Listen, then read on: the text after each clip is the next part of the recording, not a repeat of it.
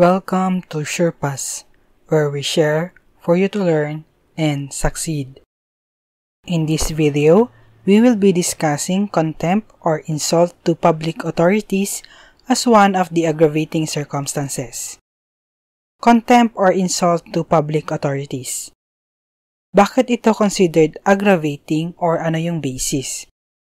The basis of the aggravating circumstance of contempt of or with insult to public authorities is the greater perversity of the offender, as shown by his lack of respect for the public authorities. Nagpapakita kasi ito ng mas matinding kasamaan ng nagkasala dahil sa kanyang kawalan ng paggalang sa mga otoridad ng pamahalaan.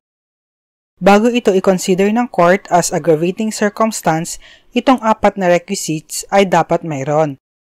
First, that the public authority is engaged in the exercise of his functions.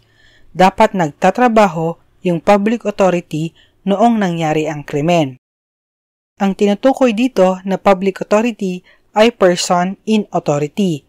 This aggravating circumstance is not applicable if committed in the presence of an agent only, such as a police officer. Na-discuss na po natin kung ano ang person in authority at agent of person in authority. Second, that the public authority is not the person against whom the crime is committed. Dapat yung public authority ay hindi siya mismo ang biktima. Third, the offender knows him to be a public authority.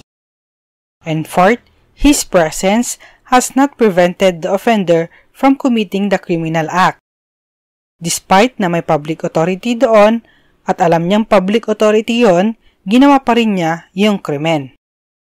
Take note, lack of knowledge that a public authority is present indicates lack of intention to insult public authority.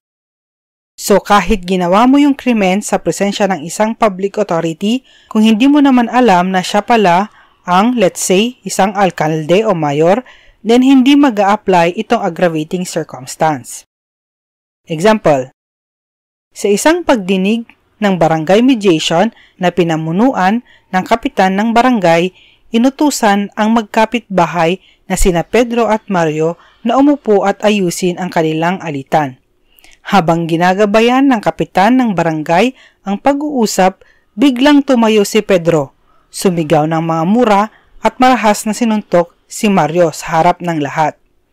The aggravating circumstance of contempt or insult to public authorities is present in this case.